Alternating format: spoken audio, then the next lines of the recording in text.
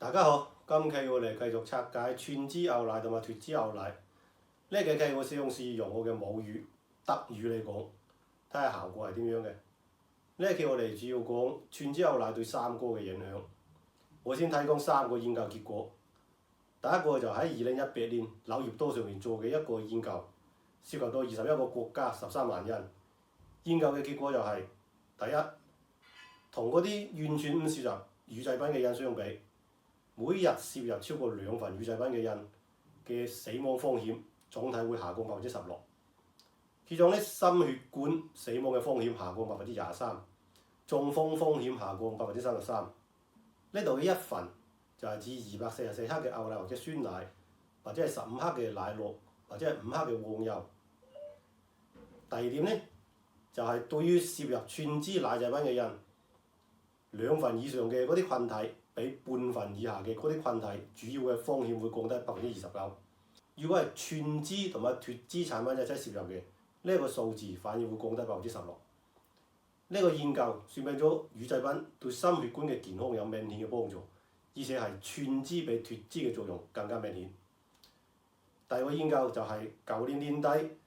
我哋國家嘅農業農村部食物與營養發展研究所做嘅研究方式就係、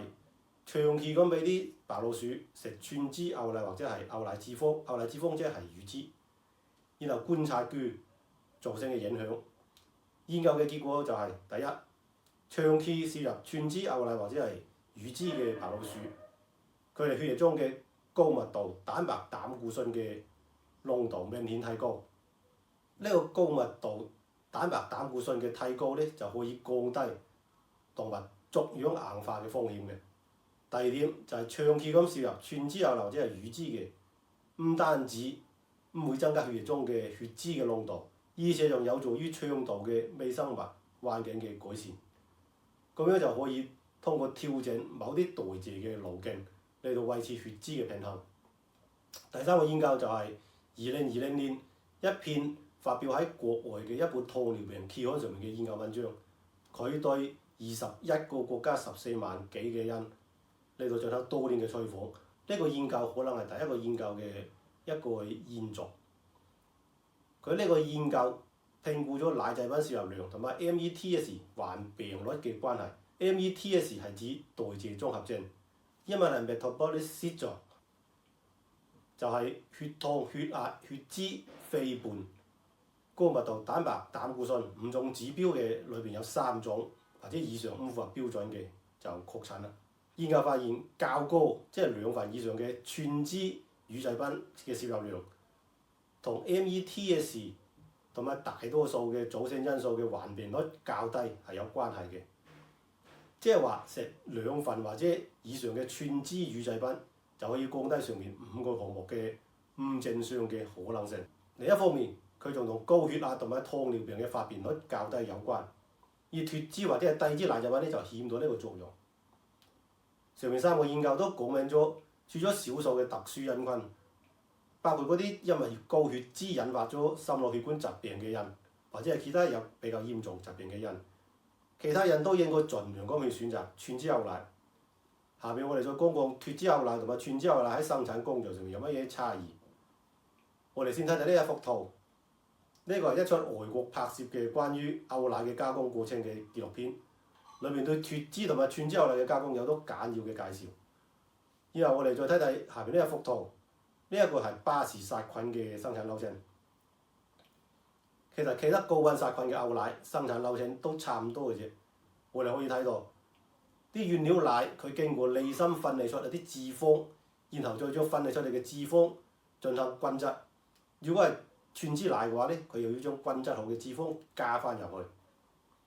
如果係脫脂奶，佢就唔使加，直接可以進行下一個工序嘅啦。然後分離出嘅脂肪仲可以做稀奶油或者係黃油。所以脫脂牛奶其實係比全脂牛奶要少一個工序，而且多一個副產品嘅。所以無論從生產工序或者係原材料嘅構成上面講，脫脂奶都係比全脂奶更加簡單。但係一個好奇怪嘅係，國內嘅牛奶企業生產嘅脫脂牛奶嘅價格往往都比全脂嘅要高。大家可以睇睇下面幾個，呢一個就係蒙牛嘅全脂同埋脫脂奶嘅價格，呢一個係伊利嘅。佢哋嘅脫脂牛奶都係比全脂牛奶要貴。相反，進口嘅或者係外資品牌嗰啲牛奶咧，佢哋嘅脫脂牛奶嘅價格一般都比全脂嘅要低，至少都係一樣嘅。你睇睇呢幾個，呢個就歐德寶，仲有呢個安佳，呢兩個都係脫脂牛奶要比全脂牛奶要平啲嘅。然後又睇睇呢個德亞，同埋呢個沃爾瑪嘅維伊。呢兩個咧就係兩種牛奶都係通價嘅，造成呢個價格混亂嘅原因，有可能係脫脂牛奶喺中國屬於一個比較新嘅概念，而且佢係同減肥健康捆綁埋一齊嘅，所以國內啲奶企咧就用呢個作為炒作嘅一個概念，唔合理咁賣一個高嘅價錢。而喺國外，因為食用奶製品嘅時間咧就好長。佢哋對奶製品有比較深入嘅了解，佢哋都可能知道脫脂牛奶已經係用嚟餵豬嘅，所以好難説服佢哋去用高價買脫脂牛奶。